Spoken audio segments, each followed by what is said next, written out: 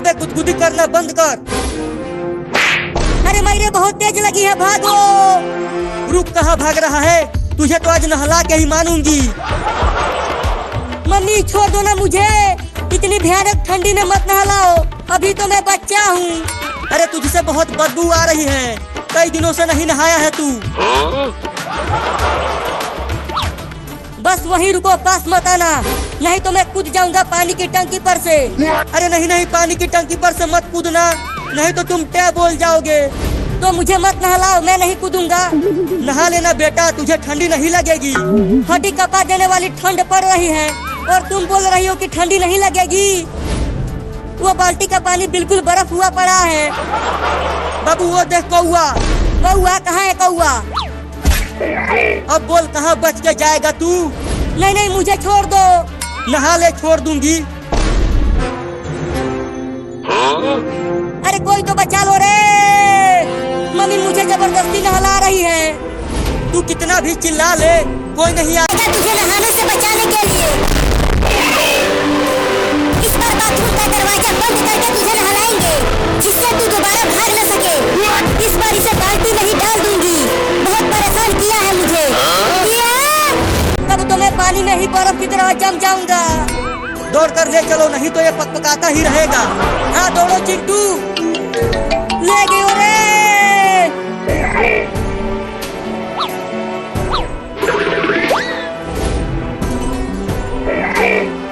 अब इसे ऐसे ही बाल्टी में डाल दो। नहीं नहीं बाल्टी में मत डालना, वो बाल्टी का पानी बहुत ठंडा है। ठंडी का दिन है तो ठंडा होगा ही। तो गरम करो ना। बिजली का बिल तेरा बाप भरेगा। हम लोग बहुत गरीब हैं, तो तुम्हें ठंडा पानी से ही नहाना पड़ेगा। क्या? अरे तुम दोनों देख क्या रहे हो? डालो इसे पानी में, डालो पानी में चिंकी। मम्मी रे मम्मी रे मम्मी रे मम्मी रे मम्मी रे मम्मी रे मम्मी रे मम्मी रे मम्मी रे।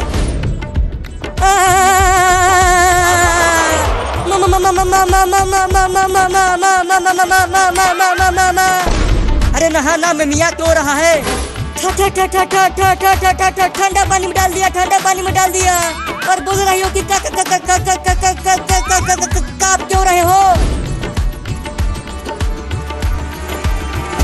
चल पानी के अंदर चल। अरे मम्मी बाबू को पानी से बाहर तो निकालो, बाबू को ठंड लग जाएगी। अरे ये 2 महीना से नहीं नहाया है, तो इसे नहा लेने दो। अरे उसे बाहर निकालो मम्मी, नहीं तो वो टे बोल जाएगा। अरे हाँ, ये तो मैंने सोचा ही नहीं। ठंडी लग गई, ठंडी लग गई, ठंडी लग गई। अरे मम्मी, अगर किसी का तुम्हारे जैसे मम्मी हो तो उसे किसी दुश्मन की जरूरत नहीं पड़ेगी रे दादा। तुम दुश्मन हो मेरी। क्या? मैं दुश्मन हूँ तुम्हारी? तुम बहुत बड़ा वाला दुश्मन हो। भागो रे दादा।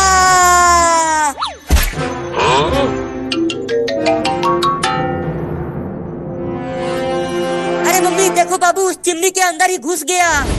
क्या? अरे बाबू बाहर निकल चिमनी में से।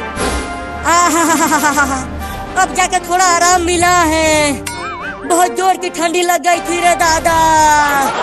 बाबू बाहर निकल जा चिमनी में से, नहीं तो तू जल जाएगा। तुम तो चुप ही रहो दुश्मन मम्मी। मुझे बहुत ठंडी लगी है तो मैं यहाँ आग ताप रहा हूँ।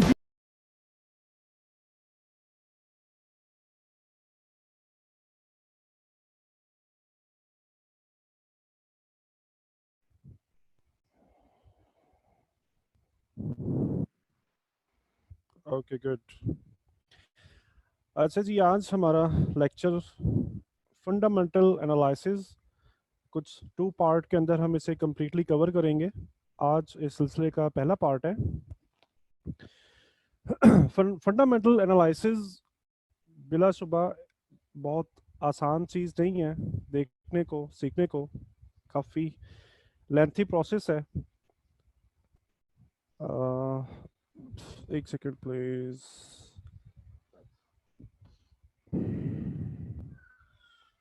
ओके अच्छा ठीक है, थैंक यू। फंडामेंटल एनालिसिस जो है ये एक कंप्लीट सब्जेक्ट है जिसको मुकम्मल सीखने के लिए, मुकम्मल इस सब्जेक्ट के ऊपर ग्रिप हासिल करने के लिए आपका एजुकेशनल बैकग्राउंड इकोनॉमिक्स के साथ होना ज़रूरी होता है। हम सिर्फ उस हद तक स्टडी करेंगे जितना हमें ट्रेडिंग के अंदर ज़रूरत पड़ती है, ठीक है। अगर हम कंप्लीट पूरे प्रोसेस को समझने के ऊपर जाएंगे तो उसके लिए तो कुछ नहीं तो 1 साल का अरसा दरकार होता है। काफ़ी लेंथी प्रोसेस होता है और इसमें बहुत सारी वेरिएशंस होती हैं। तो चलिए स्टार्ट करते हैं। आज की लर्निंग आउटकम्स के अंदर हम इकोनॉमिक्स फंडामेंटल्स को देखेंगे, कौन कौन से होते हैं। इंट्रोडक्शन होगा फिस्कल पॉलिसी और मॉनेटरी पॉलिसी का, डिटेल से इनके ऊपर बात करेंगे। इन्फ्लेशन, एम्प्लॉयमेंट और ग्रोथ की कैटेगरीज, इनको समझना एज अ ट्रेडर बहुत ज़रूरी है। इनको समझना, इन तमाम कैटेगरीज को समझना बहुत ज़रूरी है। जब तक हम अच्छे से इन कैटेगरीज को ग्रिप नहीं करते उस वक्त तक हम फंडामेंटल की स्टडी स्टार्ट भी नहीं कर सकते, राइट। इसलिए आज का सेशन थोड़ा सा थोड़ा सा टफ होने जा रहा है। तो मैं उम्मीद करूंगा कि आप थोड़ा गौर से तमाम बातों को सुने और समझें।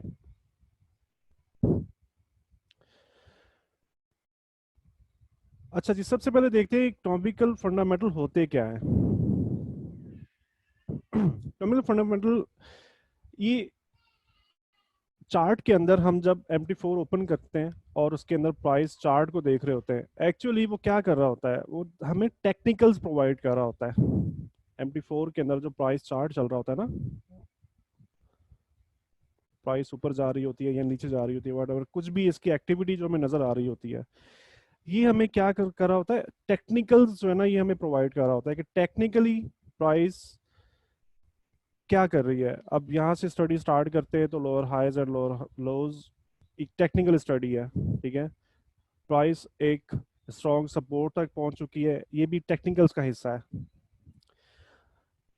फंडामेंटल्स होते हैं इसी टेक्निकल्स के साथ अनदर नेम है स्टडी का, जिसके अंदर हम अपकमिंग प्राइस मूवमेंट को एनालाइज कर रहे होते हैं कि आइंदा प्राइस क्या करने वाली है, अपर मूव कर सकती है या डाउनवर्ड मूव कर सकती है।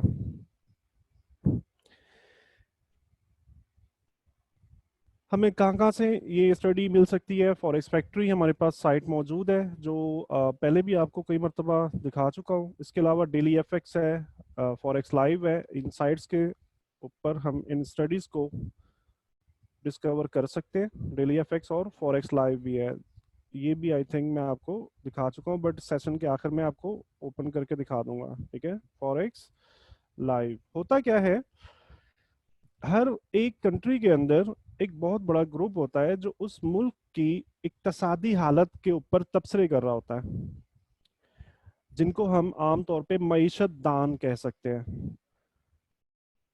एक्सपेक्टेशंस वो कैलकुलेट कर रहे होते हैं कि हमारी इस वक्त इस मुल्क की, जिस भी कंट्री के मईशत दान है, वो कैलकुलेट कर रहे होते हैं कि हमारी मईशत इस वक्त कहाँ खड़ी है, हमारे मुल्क के मामलात क्या चल रहे हैं और उन मामलात का हमारी मईशत के ऊपर क्या असर होने वाला है। उस कैलकुलेशन के तहत वो आइंदा आने वाली जो मुआशी तरक्की भी हो सकती है और जवाल भी हो सकता है, ठीक है। जवाल भी हो सकता है और तरक्की भी हो सकती है। तो आइंदा आने वाली मूव कैलकुलेट करके हमें बता रहे होते हैं, जो कि हमें फॉरेक्स फैक्ट्री के अंदर नजर आ रही होती है। हम इन मईशत दानों की जो कैलकुलेशंस है, इनका डाटा कलेक्ट कर रहे होते हैं। डाटा कलेक्ट करने के बाद हम एनालाइज कर रहे होते हैं कि मार्केट अब फर्दर क्या मूव करने वाली है। और दूसरी बात यह है कि जो फंडामेंटल्स हैं, इसके अंदर डायरेक्टली सेंट्रल बैंक इन्वॉल्व होता है। अभी डिटेल से हम अगली स्लाइड्स के अंदर ये पढ़ने वाले हैं कि सेंट्रल बैंक जो है वो किस तरह से इन्वॉल्व होता है, सेंट्रल बैंक का क्या रोल होता है फंडामेंटल्स के अंदर। डायरेक्टली जब इन्वॉल्व होता है तो क्या होता है, वो मूव जो होती है ना, वो बहुत लंबी मूव चल रही होती है, ठीक है। जब भी जैसे अभी गुज़िश्ता दिनों में, ईद की छुट्टियों में, गोल्ड ने बहुत ज्यादा, तो खैर काफी दिन से बहुत लंबा मूव कर रहा है, डॉलर ने वीक मूव किया काफी ज्यादा, यूरो ने अपसाइड मूव किया। तो आपने देखा था कि वो मूव जो है वो कितने दिन तक चलती रही है, लंबी मूव हुई थी, लंबी मूव, ठीक है, और वो कितने दिन तक चलती रही है। तो इकोनॉमिक फंडामेंटल्स के ऊपर अच्छे से ग्रिप करना जरूरी इसलिए होता है, जब आप इन फंडामेंटल्स को अच्छे से सीख सकते हो ना, सीख लोगे, तो आप इन मूव्स को कैप्चर कर सकते हो और बहुत दिन तक आप इन मूव्स को होल्ड कर सकते हो। और इससे क्या फायदा होगा कि आप एक ही ट्रेड के अंदर बहुत बड़े बड़े बेनिफिट्स उठा सकते हो, बहुत ज्यादा फायदा हासिल कर सकते हो।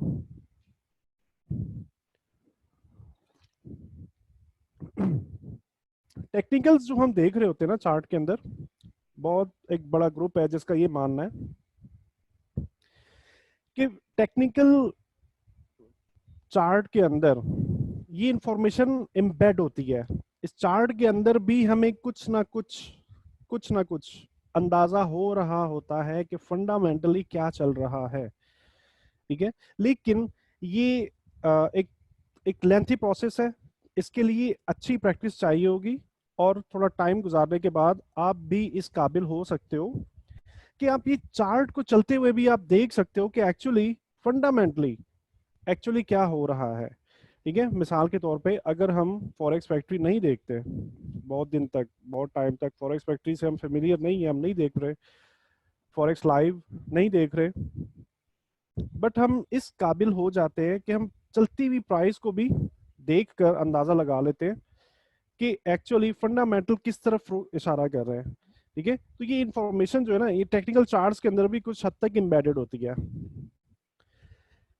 फंडामेंटल आपको गलत डिसीजन लेने से बचाता है। मिसाल के तौर पे चार्ट ऊपर जा रहा है, टेक्निकल्स भी आपको बाय बता रहे हैं, ठीक है।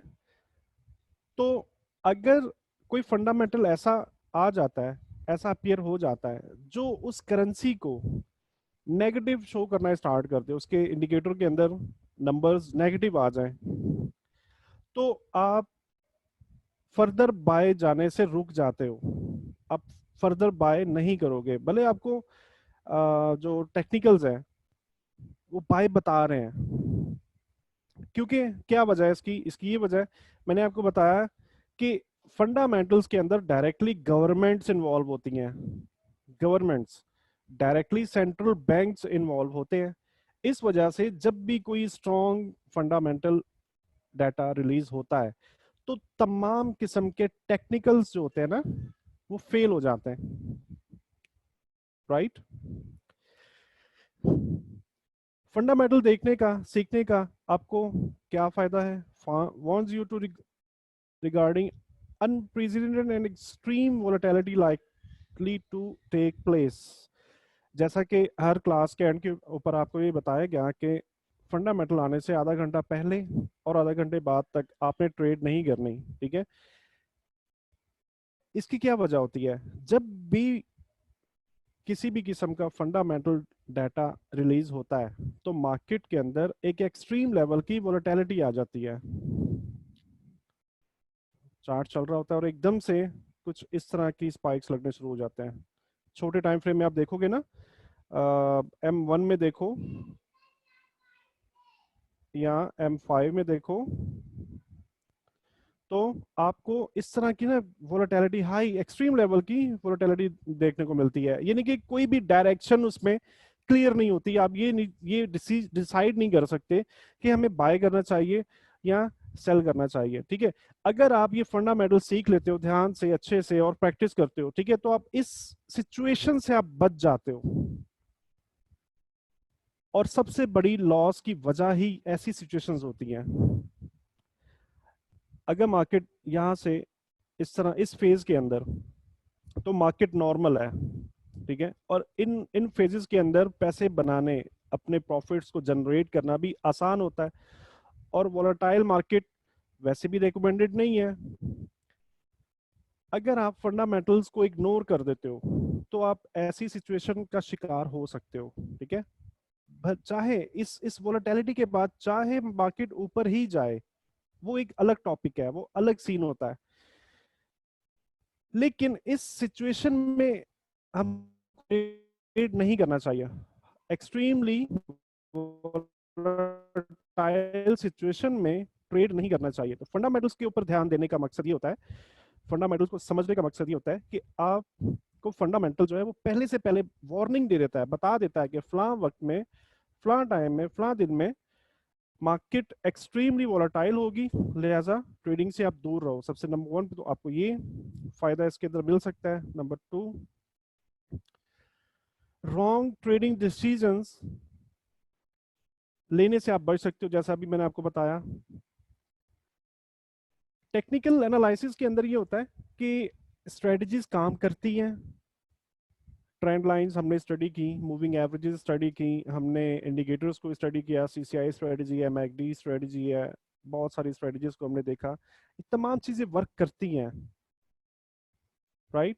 लेकिन ये 100% नहीं होती। ट्रेडिंग देखें एक ऐसा बिजनेस है जिसके अंदर 100% कुछ भी नहीं होता, राइट।